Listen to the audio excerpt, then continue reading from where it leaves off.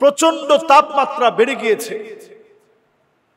দুর্বিষহ তাপদাহে পুরা দেশ যখন উত্তপ্ত, জায়গায় জায়গায় যখন সলাতুল ইস্তিসকা পানি প্রার্থনা করে আল্লাহর কাছে যখন কায়মানুবাক্যে কান্নাকাটি চলছে, নবী আলাইহিস সালাতু ওয়াস সালামের জামানায় বৃষ্টি যখন হচ্ছিল না, সাহাবায়ে কেরাম নবীজির কাছে এসে বললেন, নবীজি একটু দোয়া করে দেন, আল্লাহুম্মা আগিসনা গাইসান মুগীসান মুরিআন নাফিআ। নবী আলাইহিস সালাতু ওয়াস সালাম যখন দোয়া করলেন, এক সপ্তাহ পরে আবার এসে নবীজিকে বলা হলো এত পরিমাণ বৃষ্টি হয়েছে, নবীজি দোয়া করেন, না হলে প্লাবিত হয়ে যাবে।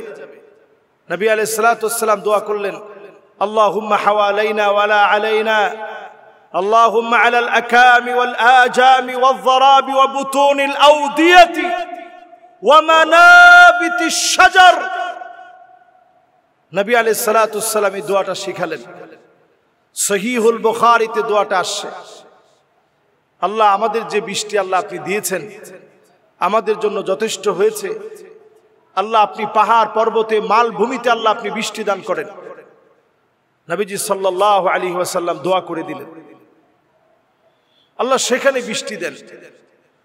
পত্র পল্লবে আচ্ছাদিত সবুজ বনাঞ্চলে আল্লাহ আপনি বৃষ্টি দান করেন।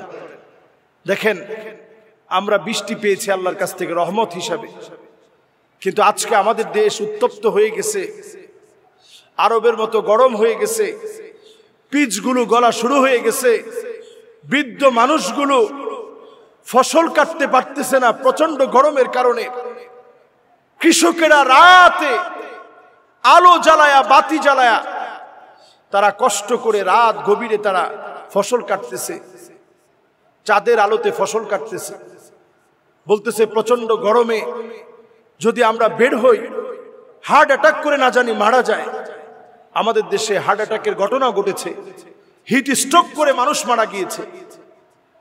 এবং আমাদের দেশে এত গরম এখন বেড়ে গেছে, পিচগুলো গলে যাচ্ছে। এই যে অবস্থা, এই অবস্থাতে আমার আপনার করণীয় কি? সালাতুল ইস্তিসকার পাশাপাশি কোরআনুল কারীম আমাদেরকে যেই বক্তব্য কোরআনুল কারীম জানিয়েছে, এর সুন্দর একটা ঘটনা আছে। হুসাইন রাদিয়াল্লাহু তাআলা আনহুর কাছে একবার কিছু লোক এসে বললেন, আমাদের এলাকায় বৃষ্টি হচ্ছে না। কিছু লোক এসে বললেন, সন্তান আদি হচ্ছে না। কিছু লোক এসে বললেন, আমাদের তেমন রিজিক নেই। হুসাইন রাদিয়াল্লাহু তাআলা আনহু তিনি তখন প্রত্যেককে বললেন, ইস্তিগফার পড়ো, ইস্তিগফার পড়ো, ইস্তিগফার পড়ো। এখন একজনের অসুবিধা হচ্ছে বৃষ্টি হচ্ছে না, আরেকজনের অসুবিধা হচ্ছে ওনার সন্তান আদি হয় না, আরেকজনের অসুবিধা হচ্ছে রিজিক নেই। তিনজনের ঔষধ যখন তিনি ইস্তিগফার দিলেন, স্বভাবতই ওনারা প্রশ্ন করলেন যে তিনজনকে একরকম বললেন কেন, এটার কি রহস্য আছে? তিনি কোরআনুল কারীমের আয়াত তেলাওয়াত করলেন, ফাকুলতুস্তাগফিরু রাব্বাকুম ইন্নাহু কানা গফফারা ইউরসিলিস সামাআ আলাইকুম মিদরারা ويمددكم بأموال وبنين ويجعل لكم أنهارا। এই আয়াত তেলাওয়াত করে তিনি শোনালেন। আয়াতে কারিমার ভিতরে স্পষ্ট বক্তব্য, যদি আমরা তওবা করি বৃষ্টি আসবে, যদি আমরা তওবা করি সন্তান সন্ততি আল্লাহ তাআলা দান করবেন, যদি আমরা তওবা করি রিজিকের ফয়সালা আমার আল্লাহ দান করবেন, আমার আল্লাহ রিজিক দিবেন। আজকে দুনিয়ার দিকে তাকায় দেখেন, আমাদের দেশে পরম সুন্দর এই দেশে, ছয় ঋতুর এই দেশে, পরম ভালোবাসার এই দেশে যেইভাবে তাপমাত্রা বেড়ে যাচ্ছে, মানুষ হাওমাও করে কাঁদতেছে, মানুষের ভিতরে হাহাকার বেড়ে যাচ্ছে।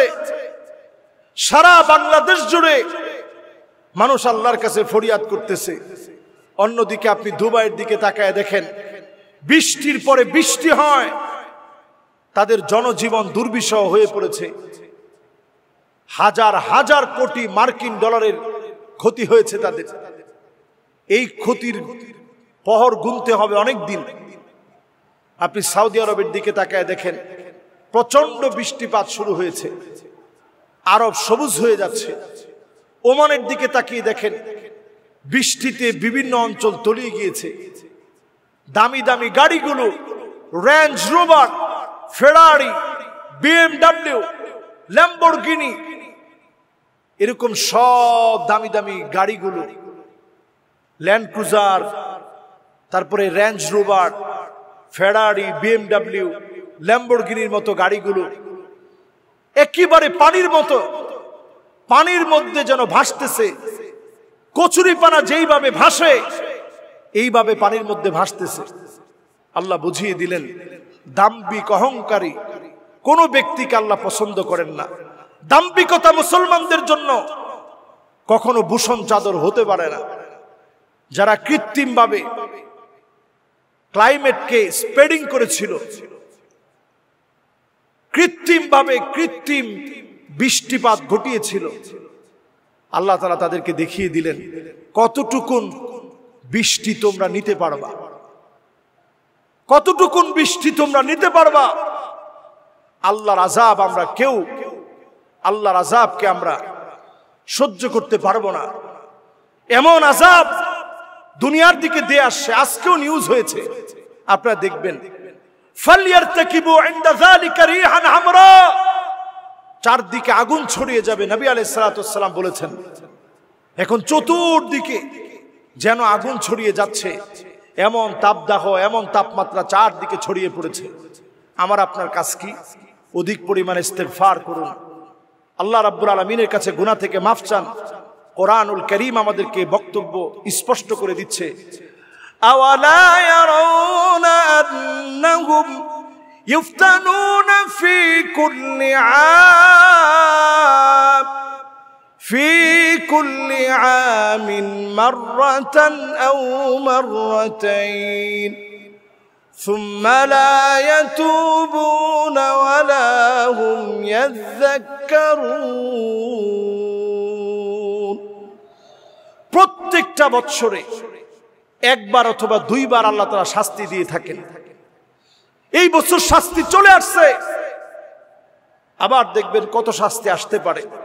আল্লাহ বলছেন, আমি দেখতে চাই কারা তাওবা করছে, আমার দিকে ফিরে আসছে।